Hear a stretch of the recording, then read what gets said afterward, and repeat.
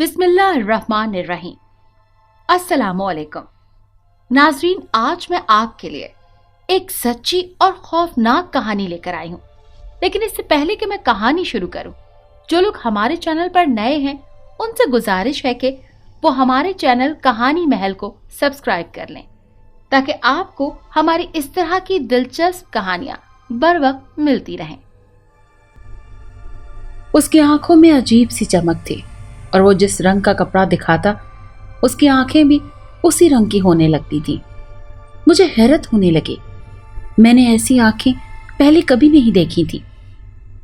वो कुछ घबराकर दूर हटी तो वो मुस्कुराकर बोला, घबराओ नहीं, मेरी आंखों का कोई रंग नहीं, इसीलिए ये जो रंग देखती हैं उस रंग की होने लगती हैं। लेकिन मुझे उसकी बात पर यकीन ना आया। मैं पीछे हटने लगी और वो लड़का आगे आने लगा। मैंने अपनी रफ्तार बढ़ाकर भागना शुरू कर दिया। अब मैं अंधाधुंध भाग रही थी। मेरा दिल पत्ते की तरह कांप रहा था। मेरे पैर भी जख्मी हो गए थे पथरीली जमीन पर भागने से। मगर मैं रुकी नहीं। अपने घर के करीब पहुंचकर मैं रुकी। उसने लंबी लंबी सांसें लेना शुरू की, लेकिन जब सामने देखा तो मेरी चीख निकल गई। मेरा नाम ज़ोहरा है और मैं एक इंतहाई गरीब घराने से ताल्लुक़ रखती हूँ। हम एक छोटे से गांव में रिहाइश पजीर थे। मेरे बाबा इस दुनिया से गुजर चुके थे, जबकि माँ भी बीमार रहती थी। हम माँ बेटी साथ मिलकर लोगों के घरों में छोटे मोटे काम करती, जैसे किसी दिन कपड़े धो लेती, किसी के मेहमान आ गए तो रोटियां पका देती, या किसी के यहाँ शादी हो तो सामान वगैरह संभालना, चीज़ों की देखभाल करना, ये हमारी जिम्मेदारी होती थी। गांव के लोग हम दोनों पर बहुत भरोसा करते थे और इसी तरह किसी के भी घर कोई भी काम पड़ता तो वो हमें बुलावा भिजवा देता। इसके बदले हमें कुछ राशन, पुराने कपड़े वगैरह मिल जाते। गांव के लोगों में पैसे देने का रिवाज ना था। वो इसके बदले आटा वगैरह देते और हम भी उसी में खुश थे, क्योंकि हमारी ज़रूरत खाना और कपड़ा ही था और वो मिल जाता था। इससे ज़्यादा हमें किसी चीज़ की चाह न थी। लेकिन जैसे ही मैं 17 साल की हुई तो माँ बीमार रहने लगी। उनके पेट में बहुत दर्द रहने लगा था। अब हम दोनों बहुत ही परेशान थे। मैं माँ को अकेले छोड़कर घर से बाहर कैसे काम के लिए जाती, और अगर काम न करती तो भूखे मरते। 2 माह तक माँ बीमार रही और एक रात उसकी सांसें अचानक बंद हो गई। वो रात मेरे लिए क़यामत से कम न थी। मेरी प्यारी माँ, जो कि इंतहाई हसीन थी और सिर्फ 40 साल की थी, क्योंकि गांव में जल्दी से शादी कर देते हैं तो बच्चे भी जल्दी पैदा होते हैं। ऊपर से गुर्बत, काम काज, परेशानी, इसीलिए उसके चेहरे पे वक्त से पहले ही झुर्रियाँ पड़ चुकी थी। मैं सारी रात माँ के सिरहाने बैठी रही। मेरी आंखों से एक आंसू तक ना टपका था, क्योंकि मुझे ये फिक्र खाई जा रही थी कि माँ की तदफीन कैसे होगी। मैं माँ का शोक भी ना मना सकी। इसी फिक्र में सुबह होते ही मैंने पड़ोस में अपनी माँ की मौत की खबर दी, लेकिन काफ़ी देर तक कोई ना आया। अब मेरा सब्र भी जवाब देने लगा था। मैं न जाने किस तरह उठी और भागती हुई जाने लगी मस्जिद की तरफ। शायद किसी को रहम आ जाए और वो मेरी मदद कर दे। मैं जाते जाते अचानक किसी से टकराई। मैंने आंखें उठाकर देखा तो एक ऊंचा लंबा नौजवान, जो कि सफ़ेद लिबास में था, उसके सर पे खूबसूरत नक्शो निगार वाली टोपी थी। मैं वहाँ से जाने लगी तो उसने मुझे रोक लिया। सुनो लड़की, क्या हुआ, क्यों उदास हो? उसका ये पूछना था कि मैं जो बंद अपने आंसुओं पर बांध कर रखे थे सब टूट गए और मैं वहीं ज़मीन पर बैठकर ज़ारो कतार रोने लगी। मुझे यूं बिलकता देखकर वो भी नीचे बैठा और बोला, घबराओ नहीं, जो भी मसला है बताओ, मैं तुम्हारी मदद करूँगा। उसके मुंह से मदद का लफ्ज़ सुनकर मैंने उसकी तरफ उम्मीद भरी नज़रों से देखा, क्योंकि मैं मदद लेने ही तो मस्जिद जा रही थी। उसने अपनी आंखों से मुझे दिलासा दिया। मैंने हिचकियों के दरमियान उससे बताया कि कल रात मेरी माँ फौत हो गई है और मेरे पास उसकी तदफीन करने के भी पैसे नहीं हैं। मेरी बात सुनकर उसने मेरी माँ की मग़फ़िरत की दुआ की और मुझे सब्र की तलकीन करता उठा और बोला, तुम वापस जाओ, मैं बंदोबस्त करके आता हूँ। लेकिन मैं कुछ उलझ कर उसे देखने लगी। तो तुम आओगे ना? मैंने पूछा तो वो मुस्कुरा कर कहने लगा, यकीन नहीं आता तो मैं तुम्हें साथ लेकर चलता हूँ, लेकिन इस तरह तुम भी थक जाओगी। मैं चाहता हूँ کہ تم یہ وقت اپنی ماں کے ساتھ گزارو۔ یہ بات سن کر مجھے یاد آیا، واقعی میری ماں اب چند گھڑیوں کی مہمان تھی۔ میں واپس پلٹی اور اسی طرح بھاگنے لگی۔ گھر پہنچ کر میں حیران رہ گئی، وہاں کافی لوگ جمع تھے۔ میں اندر گئی تو کچھ عورتوں نے ماں کو غسل دے دیا تھا اور اب وہ کفن پہنا رہی تھی۔ میں بس دروازے کے بیچ میں کھڑی دیکھتی رہی۔ یہ سب کون تھے؟ میں نے انہیں آج سے پہلے نہیں دیکھا تھا، اب اتنی جلدی کیسے آ گئے سب؟ میں نے اپنے پیچھے آہٹ سنی تو مڑ کر دیکھا، وہی سفید لباس والا نوجوان کھڑا تھا جو مجھے راستے میں ملا تھا۔ وہ اپنے ساتھ چند آدمی لایا تھا جنہوں نے ماں کی میت کو اٹھایا اور کاندھا دے کر جنازے کے لیے لے کر جانے لگے۔ ماں کو جاتا دیکھ کر میں رونے لگی تو کچھ عورتوں نے مجھے سنبھالا۔ بیٹی مت رو، تمہاری ماں اپنے آخری سفر پر جا رہی ہے، اس کے لیے دعا کرو۔ میں وہیں بیٹھ گئی اور ماں کی مغفرت کے لیے دعائیں کرنے لگی۔ یا اللہ، میری ماں کو اب میں آپ کے حوالے کر رہی ہوں۔ بے شک آپ 70 ماہوں سے زیادہ پیار کرنے والے ہیں۔ میری ماں نے جو تکلیفیں اس دنیا میں دیکھی ہیں، اس کے بدلے ان کے گناہ معاف فرمانا اور ان کے درجات بلند فرمانا اور ان کو جنت الفردوس میں جگہ دینا، آمین۔ دعا کرتے کرتے میں پرسکون ہو گئی تھی۔ اب مجھے کافی ڈھارس بندی تھی۔ وہ عورتیں اب تک میرے ساتھ تھیں جنہوں نے ماں کو غسل دیا تھا۔ جب شام کو تدفین ہو گئی تو سب جانے لگی۔ اب میں بالکل اکیلی تھی۔ وہ نوجوان پھر نہ آیا۔ میں اس کی احسان مند تھی کہ اس نے میری اتنی مدد کی، وہ بھی بنا کسی لالچ کے، جبکہ گاؤں کے لوگوں سے تو اتنا نہ ہو سکا کہ تعزیت کے لیے ہی آ جاتے۔ کتنے کم ظرف لوگ ہیں، جب کام ہوتا تھا تو آ جاتے تھے، لیکن اب کسی نے پوچھا تک نہیں۔ اس رات میں پہلی بار اکیلی سوئی۔ میں خوفزدہ نہیں تھی بلکہ دکھی تھی۔ میری ماں نے کبھی کوئی سکھ نہیں دیکھا تھا اور وہ اپنی پھوپھی کے پاس پلی بڑی تھی۔ شروع سے ہی پھوپھی نے ان کو کام کاج پر لگا دیا۔ پھر 14 سال کی عمر میں ان کو کچھ رقم کے عوض اپنے ایک دور کے رشتہ دار سے بیاہ دیا جو عمر میں کافی بڑے تھے۔ ماں نے جیسے تیسے ایک بڑی عمر کے آدمی کے ساتھ گزارا کیا۔ وہ ہر بار امید سے ہوتی، لیکن خون کی کمی کی وجہ سے ان کا بچہ ضائع ہو جاتا۔ اس طرح پے در پہ انہوں نے 12 بچے ضائع ہوئے، جس وجہ سے وہ ادموئی ہو گئی تھی۔ لیکن میرے والد کو اولاد کی بہت چاہ تھی۔ آخر شادی کے 15ویں سال بعد میں پیدا ہوئی۔ تب گاؤں کی ایک نرس نے ماں کو کہا کہ بس اس کے بعد اب تمہارے یہاں اولاد نہیں ہوگی، اور اگر ہوئی تو تمہاری جان کو خطرہ ہوگا۔ ویسے بھی ڈاکٹر نے کہا تھا کہ ماں اور ابا کا خون میچ نہیں کرتا، اسی لیے بچے کی دھڑکن نہیں بنتی۔ یہ ایک بچی جو ہوئی ہے وہ ایک معجزہ ہے۔ لیکن میں نے والد کی شفقت نہ دیکھی، اور میں بس 3 ماہ کی تھی کہ وہ مزدوری کرتے ہوئے ایک عمارت کی چھت سے گر کر فوت ہو گئے۔ تب سے ہم دونوں ایک دوسرے کا سہارا تھے، اور آج وہ سہارا بھی چھن گیا تھا۔ میں اب گھروں کے کام نہیں کرتی تھی۔ مجھے نفرت ہو گئی تھی گاؤں والوں سے۔ اب میں جنگل سے لکڑیاں چن کر قریبی بازار میں بیچتی تھی۔ ہمارا گاؤں ایک پہاڑی علاقے میں تھا جہاں لکڑیوں کی زیادہ ضرورت پڑتی تھی۔ دن بھر کے مجھے اتنے پیسے مل جاتے تھے کہ میں اپنا پیٹ بھر سکتی تھی۔ ایک دن میں بازار جا رہی تھی کہ وہاں ایک گاڑی آ کر رکی۔ کسی نے میرا نام پکارا، زہرا۔ اپنا نام سن کر میں چونک پڑی۔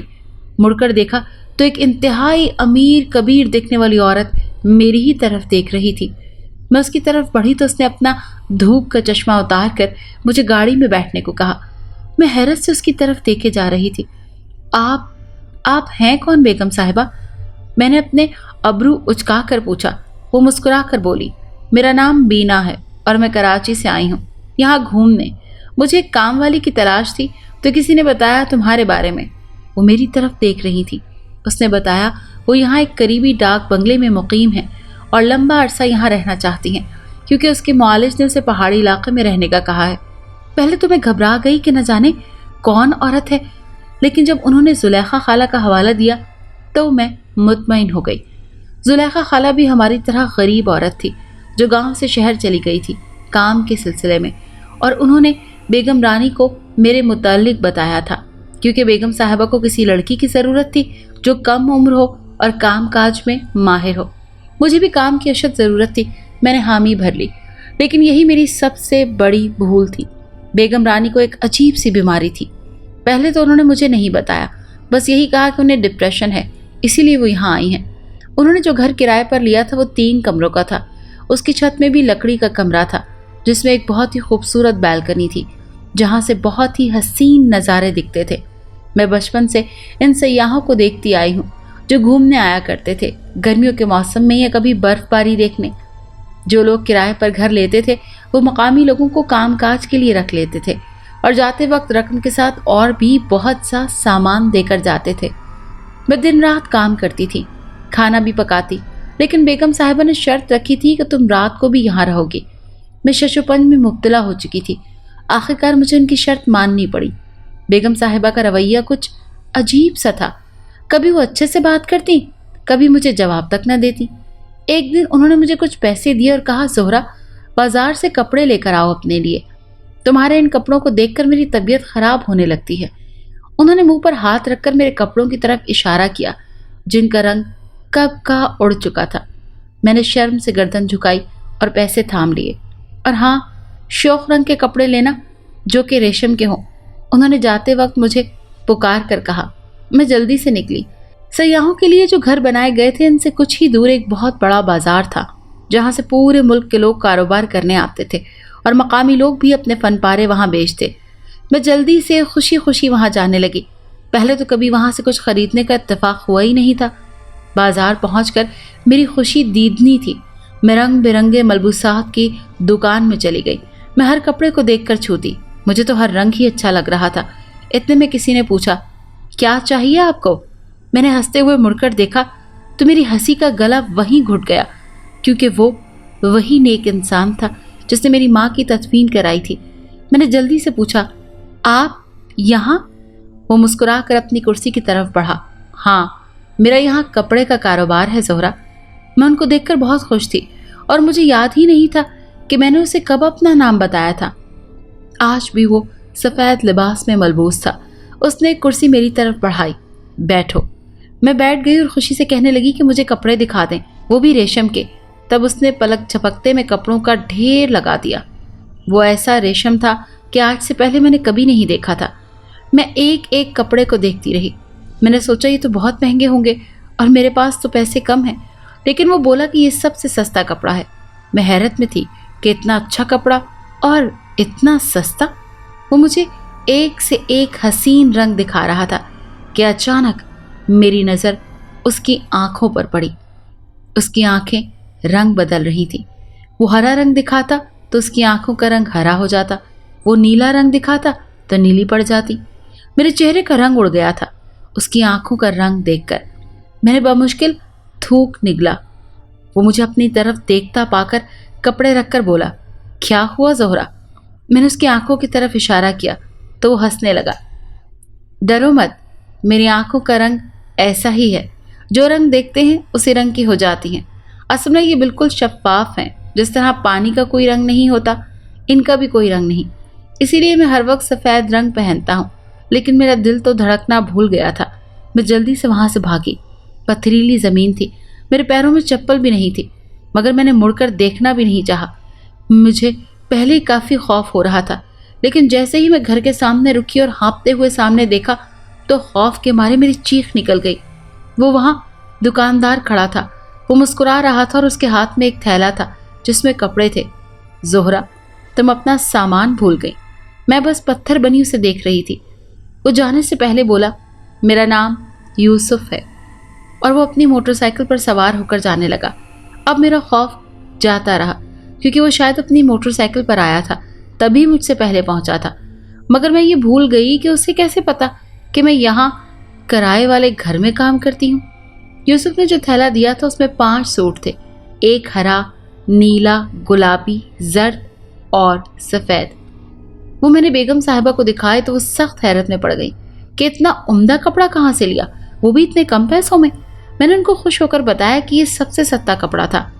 वो कुछ कहने ही लगी थी कि ये कपड़े सियो और पुराने कपड़े फेंक दो। मुझे तो सीना नहीं आता बेगम साहिबा। मैंने शर्मिंदगी से कहा तो उन्होंने कहा, ठीक है, कल दर्जी को दे देना। मैंने सामान समेटा और काम में लग गई। रात को मैं सोने गई तो वही थैला उठाया, लेकिन मैं सख्त हैरत में पड़ गई। वो कपड़े सिले हुए थे। मुझे लगा शायद बेगम साहिबा ने सिलवा दिए होंगे, लेकिन इतनी जल्दी। खैर, میں نے تجسس میں آकर ایک سوٹ پہنا جو کہ ہرے رنگ کا تھا۔ وہ لمبا فراک تھا۔ میں ایسا ہی لباس پہنا کرتی تھی۔ وہ لباس زیبدن کرتے ہی ایسا لگا جیسے کسی نے میری سانسیں جکڑ لی ہوں۔ یا خدایا، یہ کیا ہو رہا ہے؟ میرا جسم بھی اکڑنے لگا۔ یہ کیفیت کچھ دیر تک رہی اور پھر میری آنکھیں بند ہونے لگیں۔ بس آنکھیں بند ہونے سے کچھ پہلے میں نے دیکھا بیگم صاحبہ مجھے دیکھ کر زور زور سے کہے لگا رہی تھی۔ مجھے جب ہوش آیا تو میں بستر پر لیٹی ہوئی تھی، اور جب میں نے اٹھنا چاہا تو ایسا لگا جیسے میں رسیوں سے جکڑی ہوئی ہوں، مگر بظاہر تو کوئی رسی نظر نہیں آ رہی تھی، لیکن میں ہل نہیں پا رہی تھی۔ اس کمرے میں عجیب سی بدبو تھی۔ اچانک میری نظر ایک انسانی کھوپڑی پر پڑی تو میری جان نکل گئی۔ میں چیخنا چاہتی تھی مگر میری زبان بند ہو گئی۔ میں انتہائی خوف زدہ تھی۔ میرا جسم تھر تھر کانپ رہا تھا۔ میں بمشکل سانس لے پا رہی تھی۔ اچانک دروازہ کھلا اور بیگم صاحبہ اندر آ گئیں۔ اس کے ہاتھ میں ایک عجیب سی تشتری تھی جس میں ایک تیز دھار چھری اور ایک موم بتی اور کچھ دوسرا سامان تھا۔ وہ مجھے نظر نہیں آ رہا تھا۔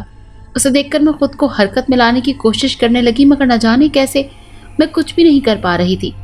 میں نے اس کی طرف رحم طلب نظروں سے دیکھا تو زمین پر بیٹھ کر موم بتیاں جلانے لگی اور اپنا سامان وہاں رکھتے ہوئے بولی، تو بھی سوچتی ہوگی کہ میں کون ہوں اور تمہیں کیوں قید کر رکھا ہے، تو آج میں تمہیں بتا دیتی ہوں کہ میں کون ہوں۔ میرا نام شارمین ہے اور میں ایک چڑیل ہوں۔ اس کے منہ سے یہ الفاظ سن کر میرا دل خوف کے مارے بند ہو گیا، مگر وہ میری طرف دیکھے بنا ہی بولی جا رہی تھی۔ مجھے ہر 100 سال بعد ایک نئے جسم کی ضرورت ہوتی ہے اور اس بار میں نے تمہیں چنا ہے کیونکہ تم بہت حسین ہو زہرا، اور حسن ہمیشہ سے میری کمزوری رہا ہے۔ جانتی ہو، پچھلے 2 سال سے میں نگر نگر گھوم کر اپنے لیے نیا جسم ڈھونڈتی رہی تھی، پر جیسے ہی تم پر نظر پڑی تو مجھے لگا کہ میری تلاش ختم ہو گئی ہے۔ 17 سال کی عمر ہو اور حسین چہرہ ہو تو کس کو اچھا نہیں لگتا؟ بس مجھے افسوس رہے گا کہ تمہیں اس دنیا سے جانا پڑے گا۔ اس ظالم عورت نے یہ سب بتاتے ہوئے خطرناک انداز میں کہا لگایا۔ میرا دل دہلانے کے لیے یہی کافی تھا، اور ایک چھری اٹھائے میرے سر پر کھڑی ہو گئی۔ اس نے کالا لباس پہن رکھا تھا۔ اس کی آنکھیں انتہائی خطرناک حد تک لال ہو رہی تھی۔ اس نے میرے چہرے کو چھوا اور بولی، میں تمہارا دل نکال کر پھینک دوں گی اور خود تمہارے اندر آ جاؤں گی، پھر یہ حسن اور یہ حسین چہرہ میرا ہوگا۔ وہ ہنستے ہوئے انتہائی غلیظ لگ رہی تھی۔ اس کے دانت بہت کالے لگ رہے تھے۔ میں تو ویسے ہی خوف سے مرنے والی تھی۔ اس نے چھری میرے دل پر رکھی تو میں نے آنکھیں بند کر کے اللہ تعالیٰ کو یاد کرنا شروع کر دیا کہ اب وہی میرا مددگار تھا۔ میں نے دیکھا مجھے کچھ نہ ہوا تھا بلکہ چڑیل کی چیخ سنائی دی۔ میں نے آنکھ کھولی تو سامنے یوسف کھڑا تھا اور اس نے اپنا ہاتھ آگے کیا ہوا تھا جس سے آگ کی لپٹیں چڑیل کے جسم کو بھسم کر رہی تھی۔ میں نے یوسف کی طرف دیکھا تو اس نے دوسرا ہاتھ میری طرف بڑھایا جیسے کوئی رسی کھینچ رہا ہو، اور اس کے اس عمل سے میں کھل گئی تھی۔ اب میں اٹھ سکتی تھی۔ میں جلدی سے اٹھ کر یوسف کے پیچھے کھڑی ہو گئی۔ میں نے ڈر کے مارے یوسف کو پکڑ لیا۔ اس کا جسم برف کی طرح سرد تھا۔ مجھے تو کچھ سمجھ نہیں آ رہا تھا، لیکن یوسف نے اپنی آنکھوں سے شعلے نکالے جو چڑیل کے بالوں کو جلانے لگے۔ اب تو اس کی چیخیں آسمان تک جا رہی تھیں۔ کافی دیر بعد وہ نڈھال ہو کر زمیں بوس ہو گئی۔ یوسف نے گہرا سانس لیا اور میری طرف دیکھا۔ چلو یہاں سے۔ اس نے میرا ہاتھ پکڑا اور باہر چلا آیا۔ اب اس نے اپنے ہاتھ سے ایک جھٹکا لگایا اور گھر جلنے لگا۔ میرے پیروں میں جان ہی نہیں تھی۔ کل سے یہ سب کیا ہو رہا تھا میرے ساتھ؟ یوسف نے میری طرف اپنی آنکھوں سے نہ جانے کیا اشارہ کیا کہ میں ایک دم بت کی طرح ساکت ہو گئی۔ اب اس نے مجھے اپنی باہوں میں اٹھایا اور مجھے جیسے لگا کہ میں اڑنے لگی ہوں۔ میں سب کچھ دیکھ رہی تھی لیکن میں خوفزدہ نہیں تھی۔ نہ جانے کیسے اس نے میرا ڈر ختم کر دیا تھا۔ کچھ ہی دیر میں وہ مجھے میرے گھر لے آیا۔ مجھے چارپائی پر لٹا کر اس نے ایک چٹکی بجائی تو میں ہوش میں آ گئی۔ میں نے جھٹ سے اٹھ کر کانپتے ہوئے پوچھا کہ کون ہو تم؟ میں تمہارا دوست ہوں زہرا، مجھ سے ڈرو نہیں، میں تمہاری مدد کے لیے آیا ہوں۔ اس نے جو بتایا میرے ہوش اڑانے کے لیے کافی تھا۔ اس نے بتایا کہ وہ کوہکاف کا جن ہے اور کبھی کبھی انسانوں کی دنیا میں آتا ہے، مگر ایک دن جب میں نے تمہیں دیکھا تو میں سمجھ گیا کہ تمہاری جان کو خطرہ ہے، کیونکہ میں شارمین چڑیل کے پیچھے ہی آیا تھا اور اس نے تمہیں دیکھ کر اس گاؤں میں اپنا ڈیرا جمانا چاہا۔ تو میں سمجھ گیا کہ اس گاؤں کی سب سے حسین لڑکی زہرا ہی ہے، تو اس کی جان کو خطرہ ہے۔ मैं तब से तुम्हारा पीछा करता रहा, लेकिन न जाने कैसे चुड़ैल ने तुम्हें अपने घर में कैद कर लिया, जहां मैं जा नहीं पा रहा था, क्योंकि उसने बहुत से खतरनाक जादू कर रखे थे। मगर मुझे ये इल्म था कि वो चुड़ैल तुम्हें कपड़े लेने के बहाने बाहर जरूर भेजेगी, क्योंकि वो अपने शिकार को रेशम का नया जोड़ा अपने जादू से सी कर देती है, जिसकी वजह से शिकार कैद हो जाता है। उसकी ताकत खत्म हो रही थी, इसीलिए वो खुद बाहर नहीं जा सकती थी और तुम्हें बाहर भेजकर उसने गलती कर दी। मैंने इसीलिए कपड़े की दुकान खोली थी। फिर जब तुम कपड़े लेने आई तो मैंने अपने कपड़ों के जरिए अपनी जगह बनाई और उस वजह से उस घर में दाखिल हो सका। जब मेरी कोई चीज़ पहले ही उस घर में हो तो मैं जा सकता था, वरना वो चुड़ैल हद से ज़्यादा खतरनाक थी। मगर अब वो जहन्नम वासिल हो चुकी है, तो अब तुम्हें डरने की बिल्कुल भी ज़रूरत नहीं। अब मुझे भी जाना होगा अपनी दुनिया में। वो मुस्कुराता हुआ वहाँ से गायब हो गया। मैं जो सुन सी बैठी थी उसकी दास्तान सुन रही थी। उसके जाते ही होश में आकर चिल्लाने लगी, यूसुफ कहाँ हो तुम? खुदा के लिए वापस आ जाओ। मैं बाहर की तरफ भागी, मगर वो कहीं नजर नहीं आया। मैं थक हार कर चौखट पर बैठकर रोने लगी। मैं घुटनों में मुंह दिए सिसकियां भर रही थी। यूसुफ अब कभी नहीं आएगा। मुझे उसकी बहुत याद आती है।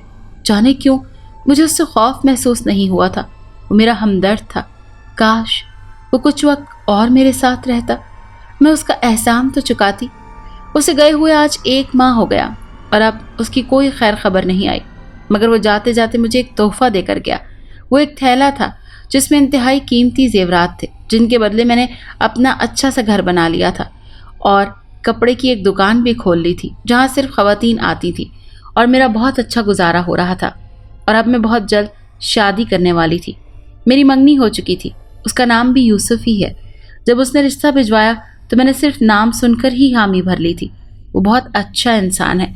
मैं बहुत खुश हूँ कि मुझे उस जैसा जीवन साथी मिलने वाला है। बस एक दुआ है कि काश यूसुफ भी मेरी शादी में।